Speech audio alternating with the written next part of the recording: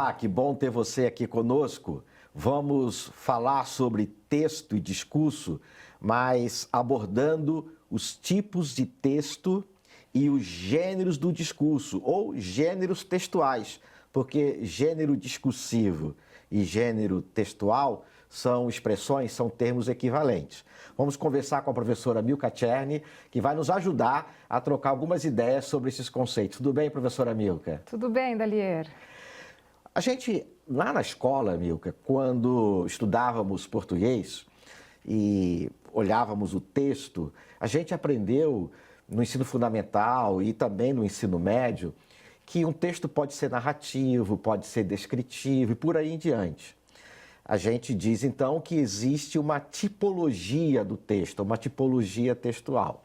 Mas nós queremos também trazer aqui para os nossos alunos e alunas, além dos tipos de texto, e vamos relembrá-los, né? O que é o texto expositivo, argumentativo, injuntivo, etc. Nós queremos falar também de gêneros textuais, que é um assunto também que muita gente estuda lá no tempo da escola. E vamos também dizer para o pessoal por que esse assunto é importante. Então, eu gostaria da gente começar a nossa conversa lembrando quais são os tipos de texto e para depois a gente falar sobre o conceito de gênero textual ou gênero discursivo. Tá certo. Vamos aos tipos então, Dalier. E antes de falar de tipos e gêneros, é bom deixar bem claro que nós não nos comunicamos fora dessas duas dimensões, né? Todo tipo de texto, todo tipo de discurso, nós aplicamos algum tipo de texto e algum gênero textual. É a forma com a qual a gente se comunica. Tanto na escrita quanto na fala, Sim. né? Então, nós vamos falar de gêneros daqui a pouquinho, são centenas, sei lá, infinitas possibilidades e a todo tempo novos gêneros textuais vão surgindo. Então, vamos aos tipos. Você comentou, né? Narração, descrição, dissertação ou argumentação, né? Depende do teórico, injunção. E esse conjunto que eu acabei de falar são tipos de texto. Então, eles têm características muito específicas e finalidades também específicas. Então, por exemplo, quando nós somos crianças, histórias que nos contam, né? Os pais, os livros infantis, a professora da creche, da educação infantil, né? Os contos de fadas, são textos narrativos. Então, ali existe uma voz, né, de um narrador que conta. Então, quando a gente fala em narração, a primeira coisa que precisa pensar é em tempo. São fatos, são acontecimentos, são fenômenos que se desdobram num tempo.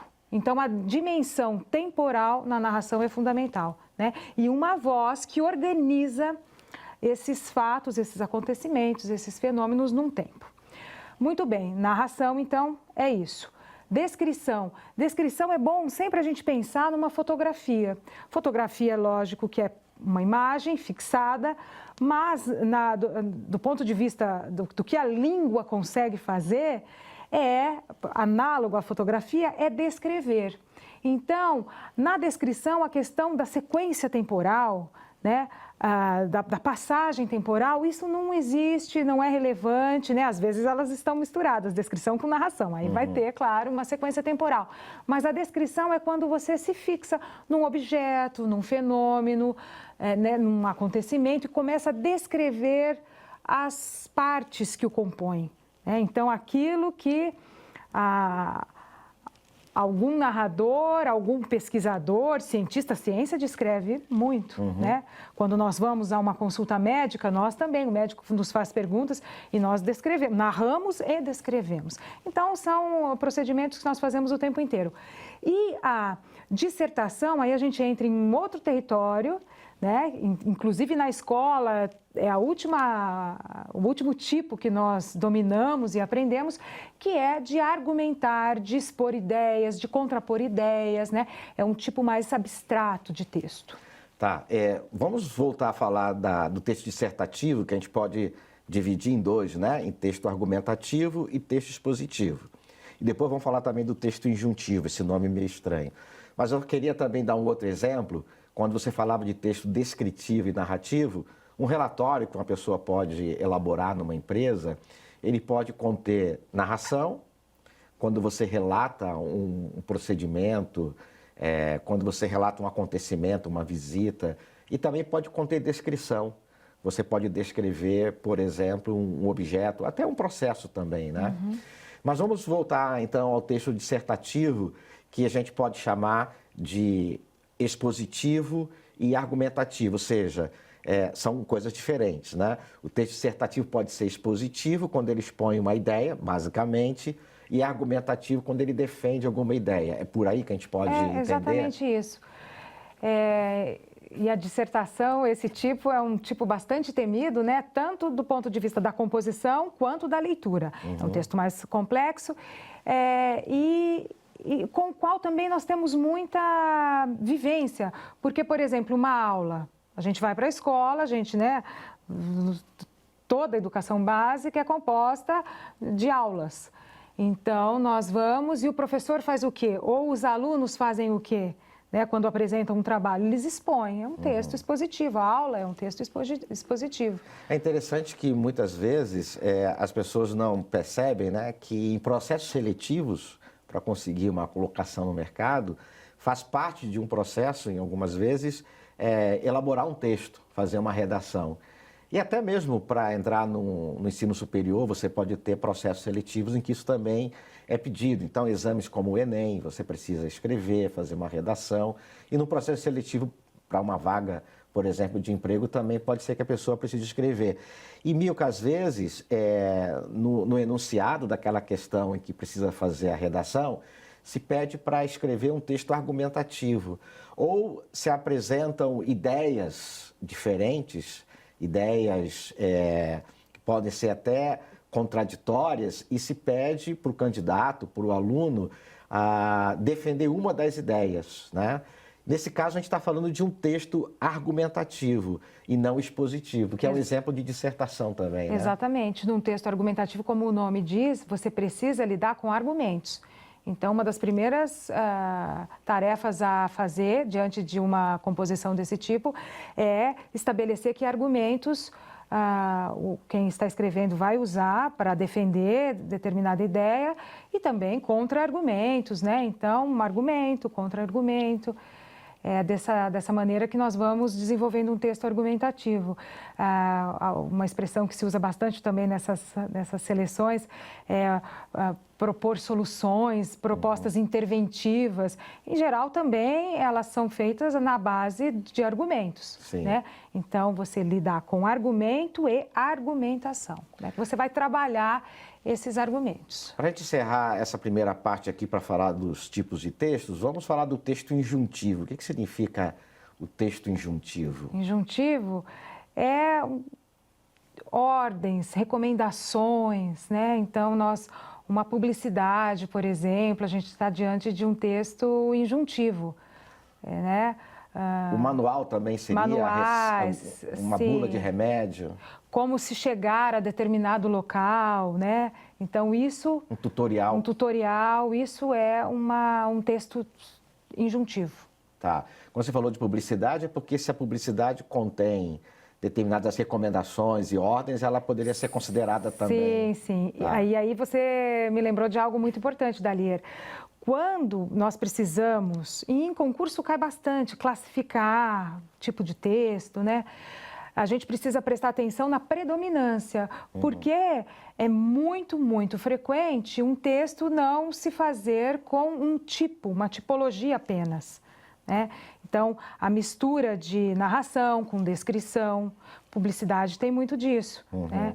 Tem um texto que foi usado recentemente, eu não me lembro se foi no Enem, qual dessas ENAD, não me lembro, mas que era, assim, a meu ver, bastante dividida, não tinha muita predominância, mas você tinha que fazer uma opção de uma publicidade para se visitar determinado, era uma publicidade turística, para visitar determinado lugar, acho que era uma aldeia, e tinha várias atividades a serem feitas, palestras, e tudo com bastante descrição, mas também com uma sequência temporal que, pessoalmente, eu fiquei muito em dúvida. Eu falei assim, qual é a predominância desse texto? Nesse caso, a gente percebe, né, assim, tem a questão da injunção, fica A resposta era um texto injuntivo, tá, Dalia? Mas então... Não era nem narrativo nem descritivo predominante. Era, justamente por causa da publicidade, aí que eu quero chegar. Muitos verbos no imperativo. Tá? Então, quando vocês lerem em algum lugar ou perceberem que tem uma questão de ordem, né, de alguém está dando ordem, em que sentido ordem? Usando o imperativo. Então, desconfie que pode ser ali um texto injuntivo, né? Então, se orientar bastante por verbos no imperativo é uma boa dica. Tá, então a gente tem sempre que lembrar isso, né? Que num texto vai predominar um dos tipos, né? Pode ser a narração, a descrição e por aí em diante. Mas ali no interior dele, ele pode ter sido confeccionado com uma mistura de tudo, né? Tá. Agora, vamos falar de gêneros textuais ou gêneros discursivos, que é um conceito também importante. A gente falou de tipos de texto. O que são, então, os gêneros textuais? Os gêneros textuais é tudo que a gente produz, uns formatos assim, que nós chamamos de composições bastante estáveis, que nós produzimos para nos comunicar, para atividades comunicativas do dia a dia, das profissões. Então, o tempo inteiro nós nos comunicamos por meio dos gêneros literários. Literários, não. Gente, é que eu sou professora de literatura, eu estou sempre falando em gêneros literários. Mas, por exemplo, aqui é um gênero didático. Quando a gente pensa assim nos gêneros didáticos, nós temos muito. A aula, que eu comentei, é um gênero didático, expositivo, oral. Nós também temos, por exemplo, livros didáticos, aí é de que maneira? Escrito, já está em outra modalidade. Mas se a gente pensar nos gêneros didáticos, tem muitas possibilidades de concretizar esses discursos didáticos de formas diferentes. Então, assim, por vídeos pequenininhos, por vídeos mais extensos, né? Desde que seja com a finalidade didática, nós estamos dentro do gênero didático. Então, é necessário perceber, diante de qualquer gênero, quais são as intenções daquele gênero, quais são as finalidades. Isso nos ajuda, né? Facilita a compreensão e a produção do texto e facilita a compreensão. Tá, então vamos dar mais exemplos? Vamos. E não ficar apenas, né, teorizando ou conceituando. Eu acho que mencionei a bula de remédios. Sim. Né? Eu acho que é uma coisa que relativamente as pessoas têm familiaridade e hoje em dia não só impressa, né, na internet você consegue facilmente as bulas de remédio. Ali eu tenho um tipo de gênero textual em função das características daquele discurso, é isso? Sim, super estáveis. Qualquer bula tem aquele script. Tá. Isso é o que torna alguma composição pertencente a algum gênero. Características estáveis ou mais ou menos estáveis. Uma variaçãozinha aqui, outra colar, mas a bula de remédio é isso. Em geral, nós não lemos, só os amantes de bulas, né? De remédios. Mas, em geral, a gente vai mais nas partes que interessam, né? Reações adversas, essas interações. Posologia. Posologia, Né? para que serve aquele remédio, né? Os mais receosos vão nas contraindicações ou reações adversas. Reações adversas. Reações adversas. Né? Então, é assim que a gente lida com a bula. Bula é um gênero. Vamos falar de, por exemplo, receita. Receita culinária. Isso também é um gênero. Textual. Bastante estável. Bastante estável. Bastante estável. Você bate o olho e você já reconhece que é uma. Primeira coisa, receita. Título, né? Título. Depois, ingredientes. Aí tem uma lista. Aí depois tem um modo de fazer, modo de preparo, uma palavra em outra que se altera, mas em geral é modo de fazer passo a passo, enfim. E aí nós temos então como executar, o que fazer com aquela lista. Lista é outro gênero textual, né? Tem lista de presença, tem lista de supermercados. Lista de supermercado, lista de aprovados num concurso, lista de convocados.